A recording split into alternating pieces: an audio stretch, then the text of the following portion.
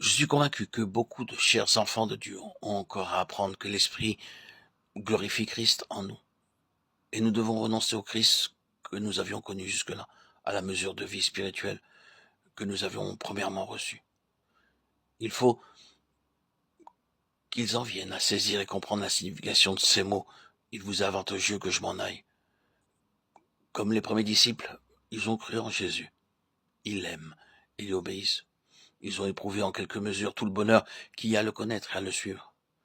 Néanmoins, ils ne possèdent pas encore l'inexprimable paix, la douce joie, la sainte lumière et la puissance divine qui devaient résulter, selon les promesses de l'Écriture, de la présence de Christ en eux. De temps en temps, sans doute, ils ont été puissamment secourus et bénis, soit dans le secret du cabinet, soit par l'influence bienfaisante de quelques amis chrétiens, soit par le moyen de la prédication. Christ, alors, leur devenait très précieux et cher. Cependant, ils savent qu'il leur manque beaucoup encore, que de promesses non accomplies pour eux, que d'aspirations non satisfaites.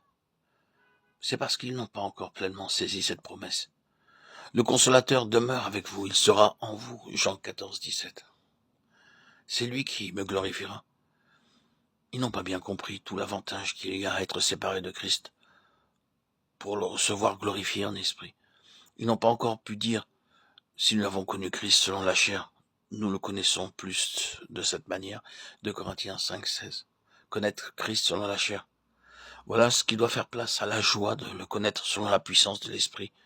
Selon la chair, c'est ne le connaître que par le moyen de la parole, de la pensée, des efforts, des sentiments, de l'influence et de tout ce qui vient de l'homme.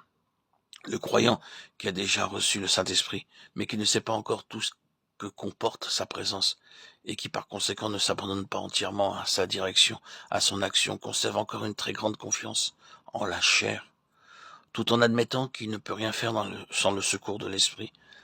Il continue pourtant à travailler, à lutter, à faire de vains efforts pour croire et pour vivre comme il sait qu'il devrait croire et vivre, tout en reconnaissant très sincèrement, en éprouvant parfois avec bonheur que Christ seul est sa vie et sa force.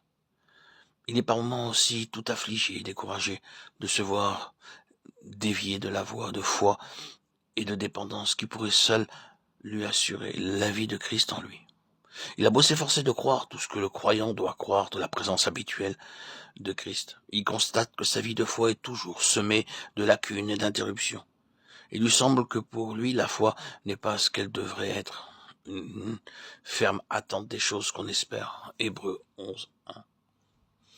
Et tout cela parce que sa foi même est encore beaucoup trop l'effort de la pensée, le produit de la force humaine, de la sagesse humaine. Christ s'est révélé à lui comme l'ami fidèle toujours présent, mais c'est la chair, c'est l'intelligence humaine qui s'est aussitôt emparée de cette vérité. Et par là même, elle a perdu sa force. Il a reçu le Christ glorifié, la doctrine de la présence de Christ en l'homme, dans un cœur encore partagé entre la chair et l'esprit.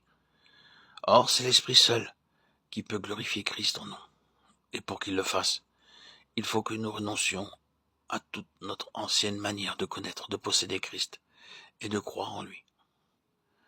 Il faut absolument que nous en venions à ne plus connaître Christ selon la chair. C'est l'esprit qui me glorifiera.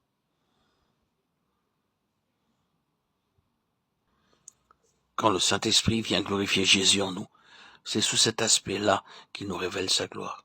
Il prend de ce qui est à Christ et nous l'annonce.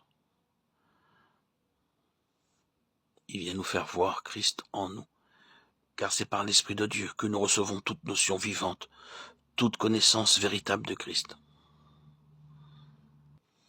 Quand Christ entre en nous comme un faible nouveau-né, quand il se développe et grandit, et qu'il est formé en nous, Galates 4, 19. Quand nous apprenons à nous confier en lui, à lui obéir et à le servir, tout cela est déjà l'œuvre du Saint-Esprit.